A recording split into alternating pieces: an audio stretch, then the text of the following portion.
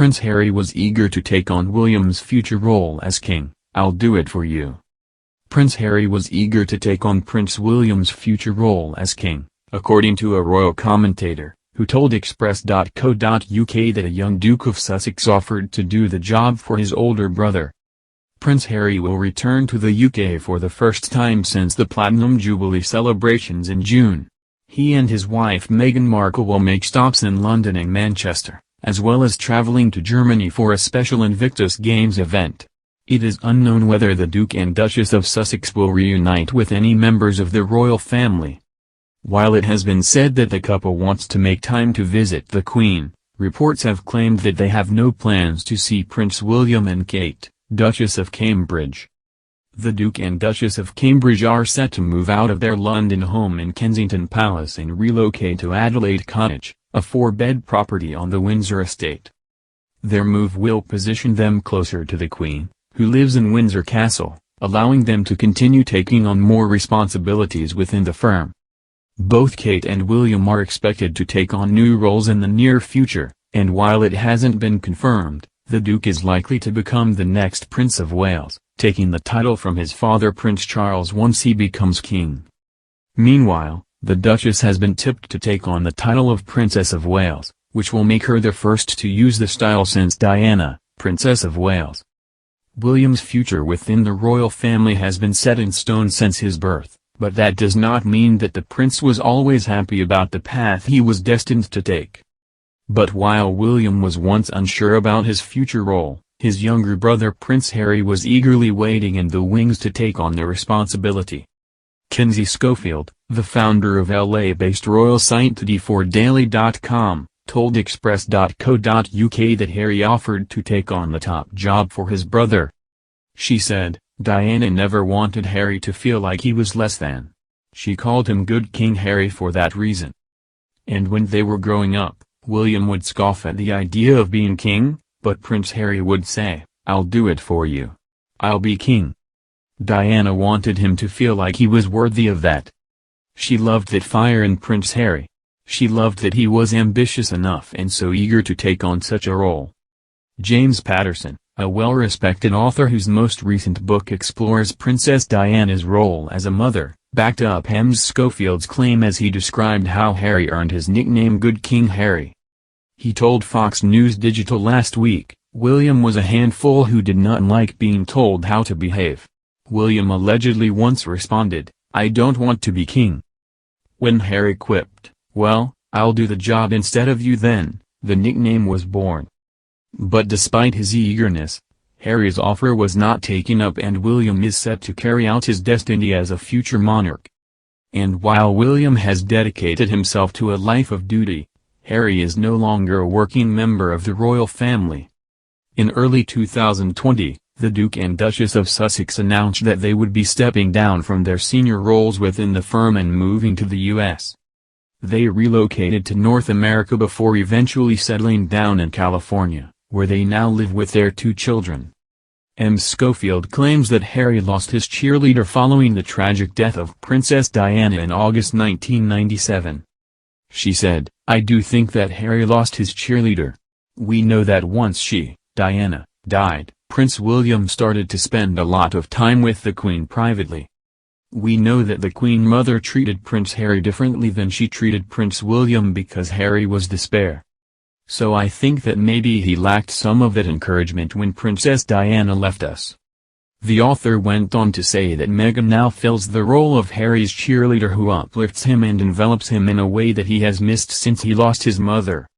She continued, "They are really supportive of each other and no matter how much people dislike Meghan Markle, I do feel that she makes him whole."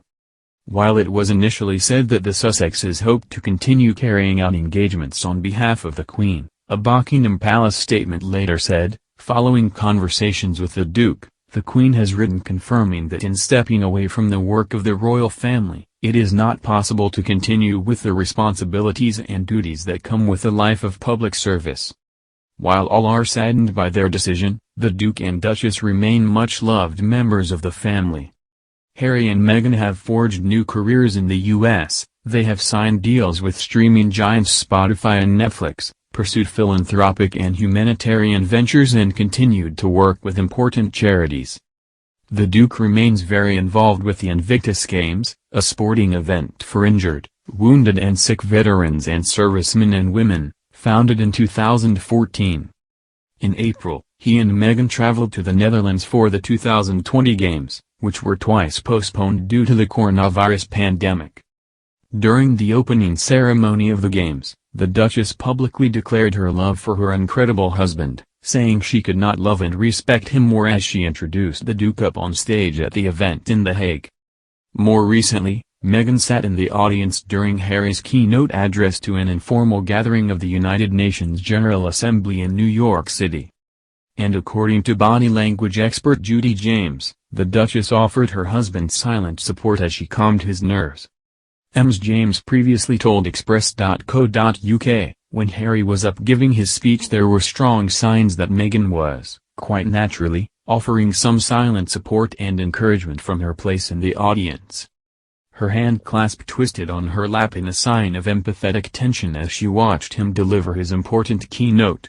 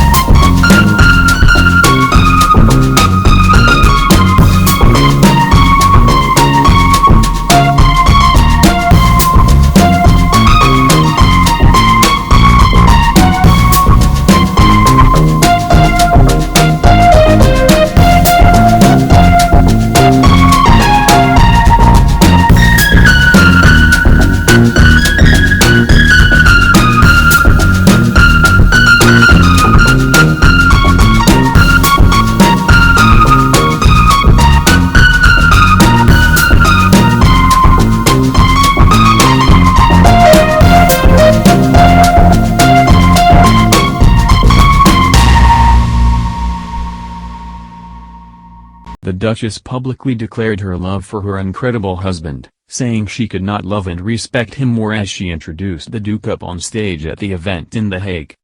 More recently, Meghan sat in the audience during Harry's keynote address to an informal gathering of the United Nations General Assembly in New York City.